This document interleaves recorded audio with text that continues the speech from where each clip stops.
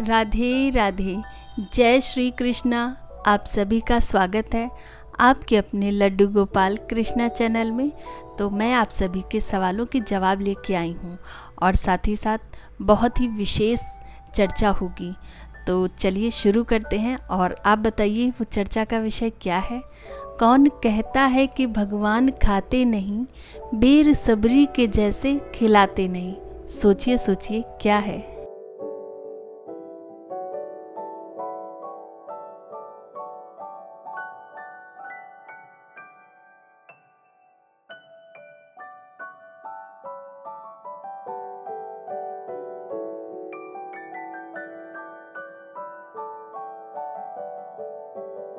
तो आइए करते हैं माधव जी का श्रृंगार और साथ ही साथ जानते हैं आपके सवालों के जवाब। अच्छा, मैं सवालों के जवाब देने से पहले आप सभी से एक निवेदन करूंगी कि कृपया आप लोग इस चैनल पे लड्डू गोपाल जी से जुड़े ही सवाल पूछें।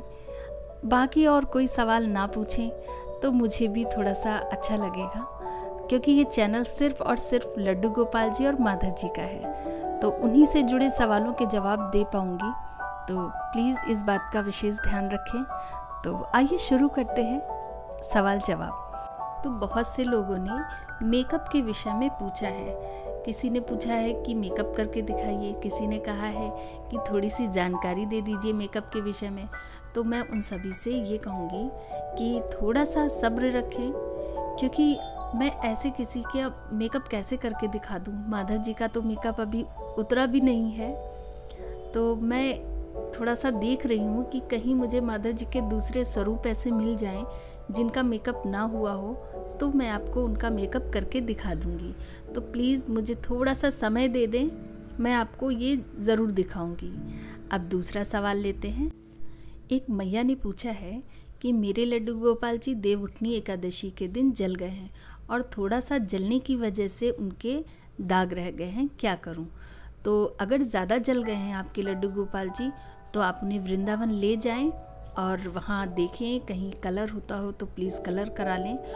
और अगर हल्का सा जले हैं तो मैं मेकअप करके आपको बताऊंगी। आप अपने लड्डू गोपाल जी की सेवा उतने ही प्रेम और भाव से करें और उनका श्रृंगार कर लें, तो वो बहुत ही खूबसूरत लगेंगे और फिर देखने वाली तो आंखें चाहिए।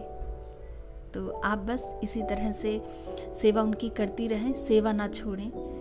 और आप सोचिए कि हम लोग कैसे भी हों, सुंदर हैं, खराब हैं, जैसे भी हैं, अवगुण इतने होते हैं कि हम सब लोग कोई गुणों से परिपूर्ण तो नहीं है ना, लेकिन हमारे प्रभु हमारे लड्डू गोपाल जी ने हम सबको अपनाया है। तो क्या थोड़ी सी कमी की वजह से हम उन्हें अपनाएंगे नहीं? इसलिए आप उनकी सेवा करें और अगर वृंदावन में कलर हो जाए तो कलर करा लें। और मैं भी आपको बताऊंगी कलर करके कि कैसे मेकअप करते हैं। तो आप अपने लड्डू गोपाल जी का वैसे मेकअप कर लीजिएगा, वो बहुत ही प्यारे लगते हैं और भी प्यारे लगेंगे। तो आइए अब लेते हैं अगला सवाल। तो अगला सवाल एक प्रभु जी का है, जिन्होंने लिखा है कि मुझे गुरु जी के आश्रम से लड्डू गोपाल जी मिले थे, अब तो वे वापस लेने को बोल रहे हैं और उनका अपने लड्डू गोपाल जी को देने का मन नहीं हो रहा है। तो प्रभु जी आप बस इतना ध्यान रखें कि शायद आप में वो भाव नहीं थे, तभी लड्डू गोपाल जी आपके पास आए और अपनी सेवा दी, आपके मन में वो भाव उत्पन्न किए। तो अगर जैसे हम किसी का बच्चा रखते हैं अपने पास कुछ टाइम के लिए, उसे मोह इतना ज़्यादा हो जाता है हम उसे नहीं छोड़ पाते, लेकिन उसके घर वाले तो उसे लेंगे ना, वो मांग रहे हैं, हम उन्हें मना नहीं कर सकते। तो आप प्लीज़ जब कभी समय मिले तो आप आश्रम जाएं, उनकी सेवा करके आएं और वैसे आप उनके लड्डू गोपाल जी उनको वापस कर दें। पहले आप एक बार उन्हें समझा के देखिएगा, अगर वो मान जाते हैं तो कुछ कहना ही क्या फिर। और वैसे हरी इच्छा उससे बढ़ के कुछ नहीं होता। इसलिए प्रभु जी आप अपने मन को धैर्य रखें और फिर अगर वो ले लेते हैं तो आप दूसरे लड्डू गोपाल जी लेके आएँ, वही भाव आप उनमें रखेंगे। देखिए, आपके पास जो लड्डू गोपाल जी हैं, जो हमारे पास हैं, या हम सभी कृष्ण प्रेमियों के पास जो कृष्णा जी, जो लड्डू गोपाल जी, जो राधा रानी हैं, वो हैं तो सब एक, कोई अलग नहीं है। तो आप ऐसा ना सोचें कि वो मेरे लड्डू गोपाल, ये उनके लड्डू गोपाल, ऐसा नहीं है। ये सारे लड्डू गोपाल जी एक ही हैं, बस स्वरूप अलग अलग है, जिसकी वजह से हम लोग ये हमारे वो तुम्हारे करने लगते हैं। अपने पराई का तो भेदभाव मिटा नहीं पा रहे हैं ना हम लोग मन से। तो मैं यही कहूँगी कि आप इस चीज़ को अपने दिल से निकाल दें कि वहाँ सेवा नहीं होगी, होगी, अवश्य होगी। और नहीं होती है तो आप हैं ना, आप कहाँ जा रहे हैं, आप उनकी सेवा करेंगे। और अगर प्रभु की इच्छा हुई तो शायद वो खुद ही ना जाएं। आइए लेते हैं अगला सवाल। अगला सवाल एक मैया ने किया है। उन्होंने पूछा है कि जो हम लोग लड्डू गोपाल जी के लिए पैसे रखते हैं तो उनसे क्या हम कोई सामान लड्डू गोपाल जी का ले सकते हैं? तो हाँ जी, आप बिल्कुल कोई भी सामान ले सकती हैं। देखिए, जो हम लोग भगवान के पास जो पैसे रखते हैं तो वो या तो आप किसी बहुत अच्छे काम में लगाएं, किसी को दान दे दें, वो आपका सही है। या आप जो पैसे हैं उनके, उससे उन्हीं का सामान ला सकती हैं।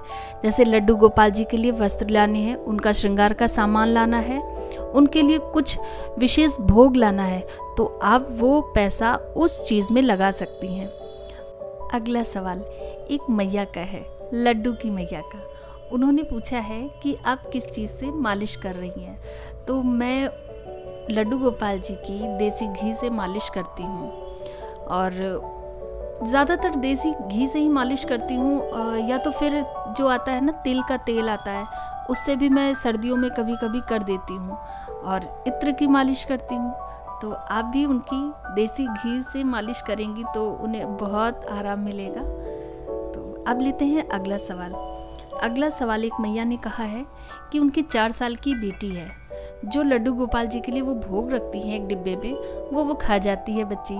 तो उनसे मैं कहूँगी, और बल्कि ऐसे सवाल उन सभी के सामने हैं जिनके बच्चे छोटे हैं, उन्हें समझ नहीं है, वो लड्डू गोपाल जी के लिए रखा भोग निकाल के खा लेते हैं। तो सबसे अच्छा तरीका यही होता है कि आप, बच्चा है, नहीं समझ रहा है, कोई बात नहीं, उसको डांटे नहीं कभी उस चीज़ के लिए, उसे प्यार से समझाएं। और साथ में ही एक डिब्बा और रखें जिसमें उस बच्चे के लिए भोग हो, और उसको ये समझाएं कि आप बहन हो, ये आपका भाई है, या बेटा है तो ये आपका छोटा भाई है, आप जो खाओगे वही तो ये खाएगा, तो दोनों के लिए मैं अलग अलग रख देती हूँ। ये आपका है, देखिए आपका नाम लिख देती हूँ, ये लड्डू गोपाल जी का है, ये उनका नाम लिख देती हूँ। तो देखूँगी सबसे पहले अपना कौन ख़त्म करता है। अगर आपका ख़त्म हो गया तो लड्डू गोपाल जी का भोग भी मैं आपको दूंगी, लेकिन आपको दूंगी, आप खुद से नहीं लेना बेटा। ऐसे कह के आप उसको प्यार से समझा ले। बच्चा है, समझेगा इस चीज़ को, और वो अपना ही भोग खाएगा, लड्डू गोपाल जी का नहीं खाएगा। आशा करते हैं आपको इस सवाल का जवाब मिल गया होगा। अब तक तो आप लोग समझ ही गए होंगे कि अपनी चर्चा का विषय क्या है। तो अपनी चर्चा का विषय है कि हम लड्डू गोपाल जी को भोग कैसे लगाएं। तो आइए चलते हैं भोग लगाने। देखिए, हम अपने माधव जी को माखन का भोग लगा रहे हैं। आज हमारे माधव जी माखन और मिश्री खाना चाहते थे, तो बस फिर उनकी मर्जी के आगे किसकी चलती है। तो वो खाएंगे अब माखन मिश्री और सुनेंगे अपने भोग की चर्चा। तो चलिए शुरू करते हैं। जिस घर में लड्डू गोपाल जी होते हैं उस घर में प्याज लहसुन तो बनना ही नहीं चाहिए, लेकिन ऐसा संभव हो नहीं पाता। तो कोई बात नहीं, आप प्याज लहसुन खाएं और लड्डू गोपाल जी को ना खिलाएं। लेकिन बहुत से लोग कहते हैं कि हम बच्चा बना के इनको लाए, हम बेटा बना के लाए, तो जो हम खाएंगे वही तो खिलाएंगे। पहले तो आप सब ये समझ लें कि वो बच्चा बन के अपनी मर्जी से आए हैं, उनकी इच्छा है, तो उन्होंने आपको एक पिता और एक माता होने का सुख दिया। तो आप उस सुख को समझें और ज़िद करके उन्हें कभी ये सब चीज़ें ना खिलाएं। क्योंकि जैसे बच्चे होते हैं, आपके बच्चे हैं, आप उनको कुछ खिला रही हैं लेकिन वो चीज़ सब्जी नहीं खाते, तो आप उनके लिए दूसरी सब्जी बनाती हैं ना। तो ऐसे ही लड्डू गोपाल जी जब वो प्याज लहसुन नहीं खाते तो उनको प्याज लहसुन का भोग ना लगाएं। लड्डू गोपाल जी के लिए घर पे सात्विक भोजन बनाएं और उन्हें बड़े प्रेम भाव से लगाएं। जैसे माता शबरी ने श्री रामचंद्र जी को भोग लगाया था, उन्हें बेर खिलाए थे, कितना प्रेम भाव था। वो एक एक बेर चख के खिला रही थी कि कहीं हमारे श्री रामचंद्र जी को कोई खट्टा बेर ना पहुंच जाए। उसी प्रकार आप भी सुनिश्चित कर लें कि आप जो अपने लड्डू गोपाल जी को भोग लगाती हैं, क्या वे स्वादिष्ट है। और दूसरी बात, जब अपने आप लाला को भोग लगाती हैं तो कम से कम इतना भोग होना चाहिए कि उनका पेट भर जाए। बहुत से लोग बहुत छोटी सी बाउल ले लेंगे, बहुत छोटी सी प्लेट होगी, उसी में थोड़ा थोड़ा सा करके रख देते हैं और बस कहते हैं भोग लगा दिया, भगवान तो भाव के भूखे हैं, वो भोग लगा लेंगे। अरे तो आप अपने भाव ऐसे बनाएं तो, और जब आपके पास है, आपके भाव हैं, तो आप पूरा भोजन क्यों नहीं कराते उनको। पूरा भोजन जैसे आप करते हैं ऐसे पूरा भोजन उनको भी कराएं। तब देखें लाला भी खुश हो जाएंगे और उनको बड़े प्यार से उनके होठों तक तो उनका भोजन, उनके मुंह तक उनका भोजन तो लेके जाएं, उनके मुख से उनका भोजन लगाएं और कहें लो लाला भोजन कर लो, लो लाला मैया ने ये बनाया, खा के बताओ ना कैसा है। तो आप लोग इतने प्रेम से उनको भोजन लगाएं। जब आपके लाला उस भोजन को खाएंगे ना, तो सोचिए आपको कितनी खुशी होगी कि आज हमारे लाला ने खाया, और वो इस चीज़ का एहसास भी दिलाएंगे। उनके चेहरे से आप जान जाएंगे कि आज आपके लाला बहुत खुश हैं। उनके चेहरे की स्माइल बताएगी आपको कि आपके लाला भोजन करके बहुत खुश हैं। तो आप लोग भी अपने लड्डू गोपाल जी को इतना भोग लगाएं कि जिससे उनका पेट भर जाए। दूसरी बात, भोग रखते ही लोग रखेंगे, पर्दा कर देंगे, घंटी बजाई और भोग उठा लिया। ऐसा भी नहीं करना चाहिए। लोग कहते हैं वो दृष्टि भोग लगाते हैं, ठीक है दृष्टि भोग लगाते हैं, लेकिन फिर भी हमें सामने उनकी दृष्टि पड़ने तो दीजिए। आपने रखा और हटा लिया, अब रखिए थोड़ी देर।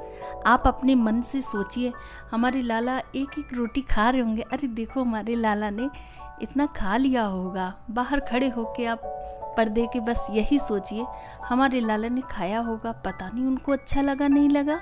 हाँ, हमारे लाला ने पानी पिया कि नहीं पिया। हाँ, अच्छा मैं खोलूँगी पर्दा तो उनसे पूछ लूँगी पानी पिया कि नहीं पिया मेरे लाला ने। और जब आप थोड़ी देर के बाद पर्दा खोलें तो उनसे पूछें कि लाला आपको भोग अच्छा लगा, आपने खाया।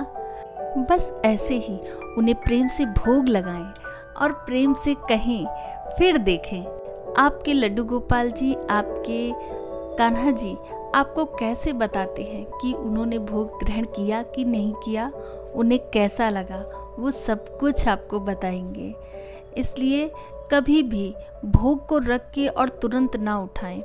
बहुत से लोग उनके लिए रोटियां भी बनाएंगे तो बहुत छोटी छोटी बना देंगे। नहीं, आप जितनी आप बड़ी रोटी खाते हो उतनी बड़ी रोटी बनाइए उनके लिए, और फिर उनका भोग लग जाने के बाद उन्हें जल पिलाएं, उनका मुख पोंछ दें। बस ऐसे ही अपने लड्डू गोपाल जी को प्यार से भोग लगाएं, स्वादिष्ट भोग लगाएं, जिससे आपके लड्डू गोपाल जी हमेशा खुश रहें। आप सभी को आज की ये चर्चा कैसी लगी कृपया कमेंट बॉक्स में ज़रूर बताएं। और हाँ, राधे राधे कहते रहें।